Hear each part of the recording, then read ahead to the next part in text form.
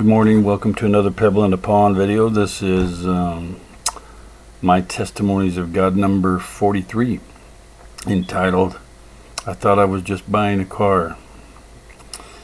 With the gas prices going insane, we decided to try and buy something that gets a little better gas mileage. Well, I don't know, several weeks ago. And of course, on Marketplace, there's hundreds and hundreds, and you have a search radius, and you have all kinds of types of vehicles. So I just wanted to name all these things take part in God's perfect timing and will. So I wasn't even thinking of an import. Number one, I was thinking of American-made cars and so on, and then I'd change within 100 miles, within 200 miles, within 250 miles. And then on one of my last searches about a week ago, I think we went up there last Monday, actually. So during the weekend, last weekend, I had, 6 or 8 that I was communicating with and had made some offers and such. And as they usually do, there's somebody else that's listing for somebody else, and all those type of things involved in this as well. So to end up at a man's point in life, and to God to be totally involved on both ends of it, is nothing but divine, a miracle, really. And all testimonies really are miracles. They may seem small to a lot of people, but so anyways, I finally settled on a few Mazda CX-9s. That's their biggest little SUV, midsize or whatever they call it. So I was conversing with who I thought owned the car, and we finally agreed on a price. And I asked several questions. Of course, does everything work as you say it is, and so on and so forth, which will come into play later, by the way. And so yes, and it's had the transmission serviced, and the radiator was flushed, and it's this and it's that, and it's okay, great. We'll be up tomorrow. I'll text when I leave. And so the only thing was, it was 5.5 hours away one way up in Des Moines, Iowa. So that's a whole other deal. Usually I don't drive that far, make it 11-hour trip plus the fuel. And then my neighbor was nice enough to loan me his big heavy-duty diesel pulling rig and a nice trailer to haul it on.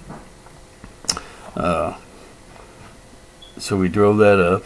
So we get up there, and I'm following the Google Maps, and it looks like a prison, right? And it is a prison, actually. It's come to find out after I meet this guy. But I'm pulling up, and they were working on the road, so I couldn't get through. So I texted, I called the guy. He gave me his number.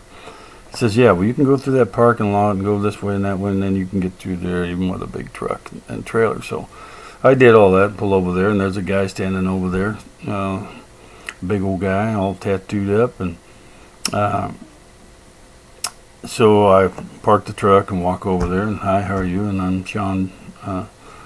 And I said, yeah, I'm Miles Glucker. Oh, no, a buddy of mine listed it for me, and so on and so forth. So we started going over the vehicle a little bit. We went and sat in it, and but before that started, we got on God immediately, because what happened was he was at this mission. Well, this mission takes in people kind of like a halfway house and works with them in programs, not only from the juvenile center, I guess, but also there was a men's correctional facility just not too far on the other side of this. And so that brought up the topic of God being a mission. I said, well, you a believer in Christ? He said, oh, yeah.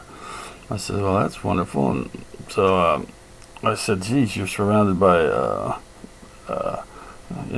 incarceration facilities. And I says, I served a little time. He says, well, yeah, I did too. I said, oh, yeah.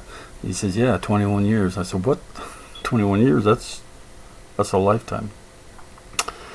And so we started talking about God and where he was at in life and where I was at, and all the times I was put in jail were such short times.